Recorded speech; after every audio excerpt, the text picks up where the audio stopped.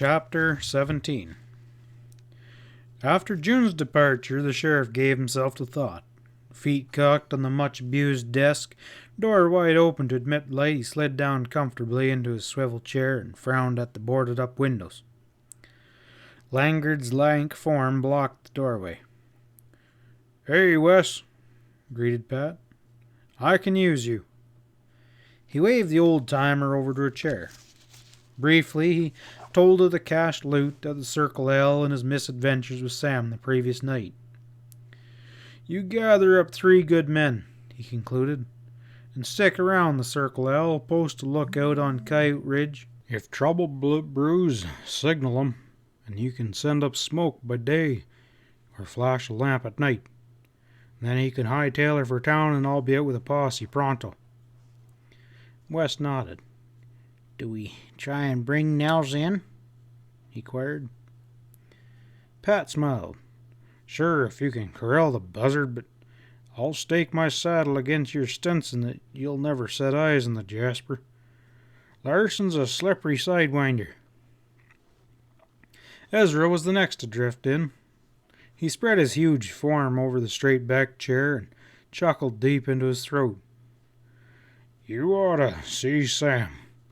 The little runt is as tetchy as a bronc with saddle spurs. Both papers closed and his mug swollen up like a pot-belly maverick.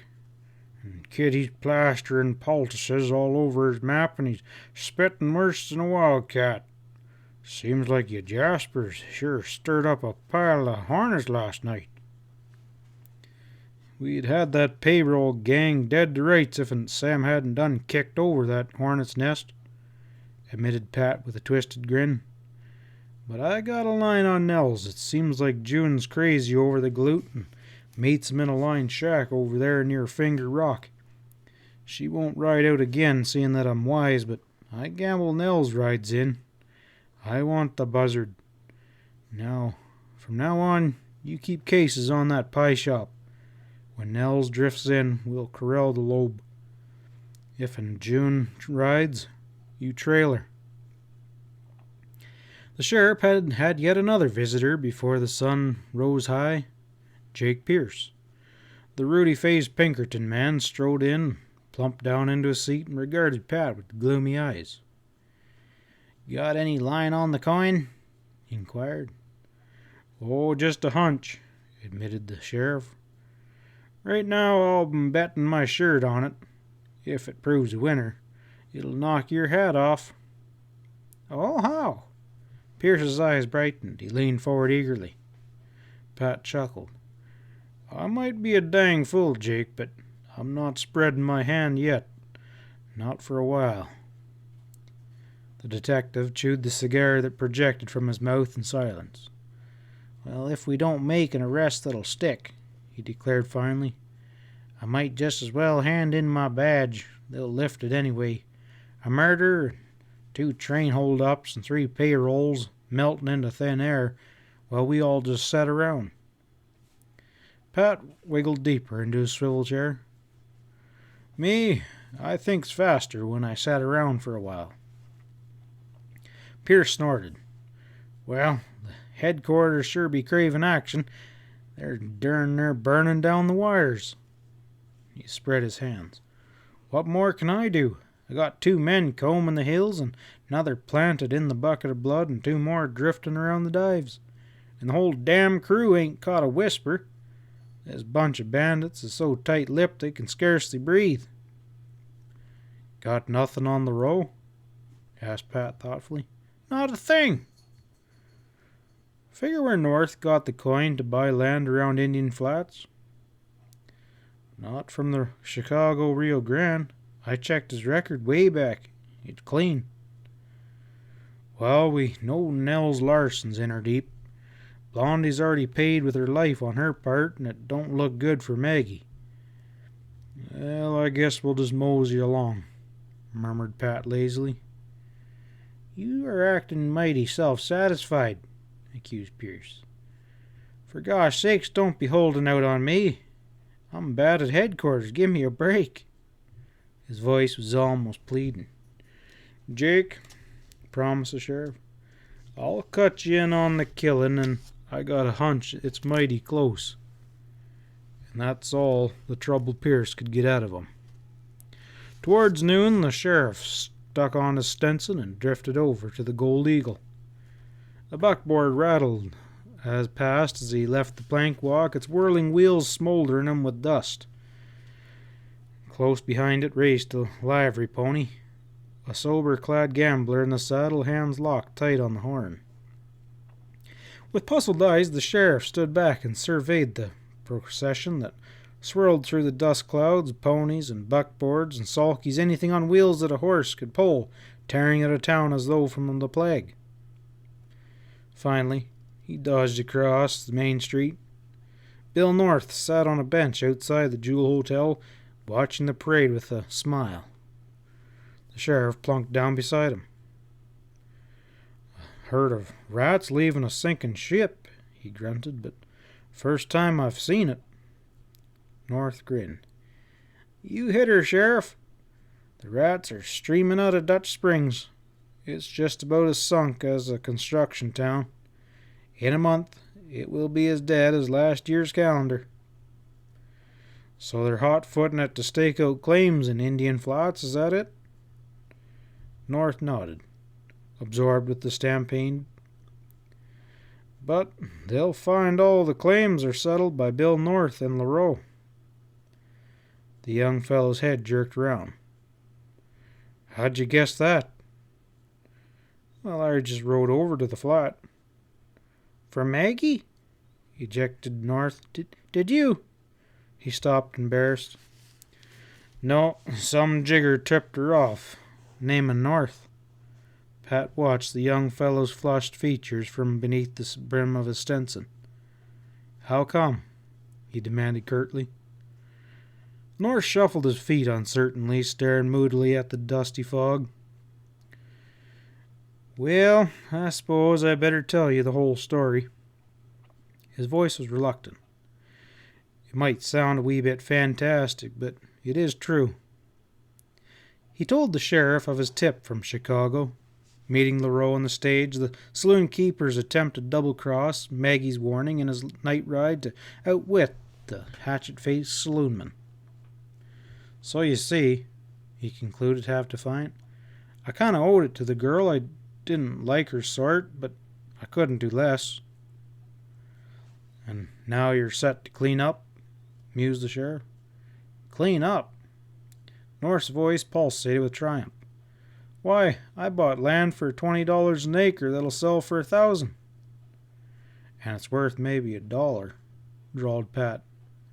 "That's range land," returned North impatiently, "but not as building sites."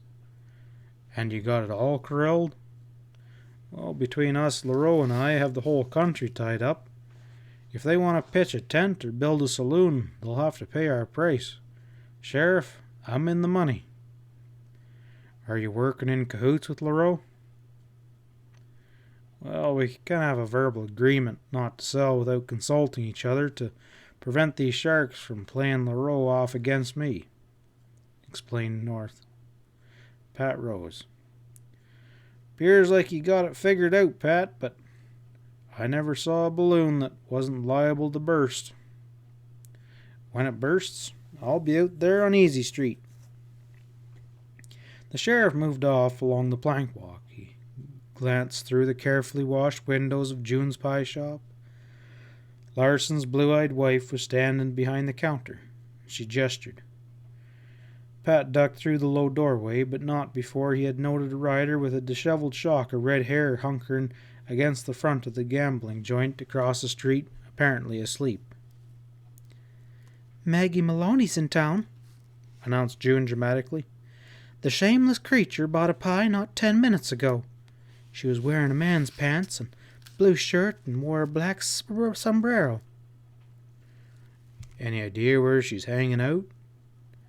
June's slim shoulders raised. "With some man, probably." Pat leaned neglectedly on the counter, cold gray eyes on the girl's face. "You don't seem to cotton to Maggie, do you?" June's eyebrows lifted. "Should I? A dance hall jade turned robber? A woman whose name is banded about every saloon? Well, I guess not, agreed the sheriff slowly. He headed for the street. Thanks for the tip, June. For 2 hours, the sheriff, hunched in a cowshed, lay within sight of the rear of the bucket of blood and watched LaRoe's back door through a gape in the sun-shriveled plank walls. Flies buzzed around him in a torrent swarm. The stench of manure lay heavy on the hot air, and the fleas were thick. But at last Pat's patience was rewarded. A slim, black-headed feature emerged, glanced quickly around, then strode up the alley between the saloon and the dive next door. Directly his quarry disappeared into the shaded alley, the sheriff stepped out of hiding, running across the intervening bushy flat, and plunged into the alley. Maggie, if it were she, was appearing from the further end. She mingled with the crowd clumping along the plank walk. Pat kept the black Stetson in sight as she moved casually along. The press of men thinned, and the sheriff dropped back as the girl approached the edge of town. Wooden plank walks gave place to a wide, sandy wagon road, along each side of which were bunching tents and shacks. The black sombreroed figure cut off at an angle, and then threaded through the tents, opened the door of a small, tin-fronted shack, and stepped inside. Pat circled the shack, noting there was no rear door and the windows were too small to permit exit. He knuckled on the door. Maggie's head, crowned with a billowing mass of hair, poked out. Her dark eyes focused on the expectant sheriff. There was more mockery than fear in them. Well, well, the law. Step right in, Sheriff. Wary of a trap, Pat entered, eyes alert, and saw at a glance that Maggie was alone in the one-roomed cabin. The place was neat and clean. At one end, a blanket, strung on a wire, partially screened a small iron bedstead.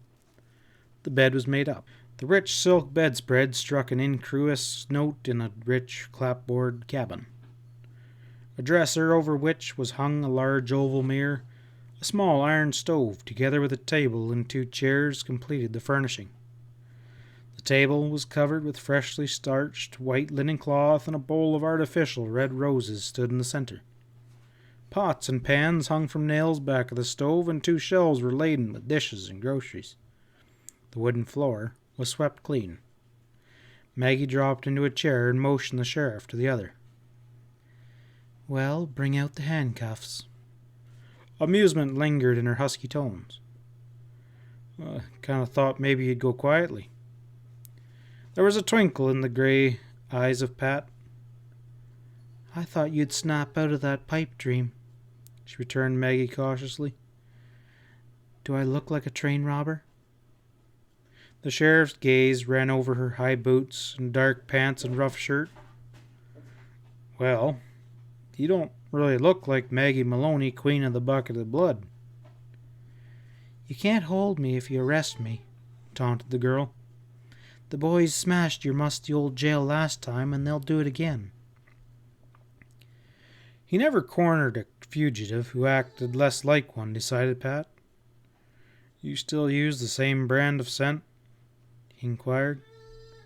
I never use any other. My friends tell me it's fascinating. Ma'am, said the sheriff with frank admiration, you don't need any scent. Now, listen to me. 30 minutes later, the pair left the cabin and headed for the courthouse. Maggie stepped briskly to keep pace with the sheriff's long stride. Pat glanced through the window when they reached June's pie shop. Maggie smiled and called a greeting to the serene-faced owner. Powder white, the perspirating Jose staggered into the store, shouldering a sack of flour. In the little lean-to office, Pat rasped his chin and gazed at his prisoner in perplexity. I'd hold you at my place, he offered, but could be Sally might have a bit of a misunderstanding. His face creased in a grin as a thought struck him. I reckon we'll ride over to Sam's ranch. Gamble the little runts is driving his wife crazy. He's nursing a mess of hornet stings. The gal would welcome a bit of feminine company, and I gotta keep you under cover for a while." That evening, Jake clumped into the sheriff's office. "I just heard that you corralled Maggie," he barked, suppressing excitement in a deep voice. "She be talking any?" Pat shook his head. "No, not a word." "Let me see her," blurted Pierce. "I'll make her sing. We gotta crack this case in a hurry." The sheriff leaned back in his chair and shook his head slowly. "I got her in a hideaway, and she won't sing. Not to the tune that you fancy." "She will when I get working on her," reiterated the detective doggedly. "No." Pat's voice was decided. "We've been barking up the wrong tree, Jake. The scent was too strong for us. The scent, anyway. Maggie Maloney was being framed." End of chapter 17.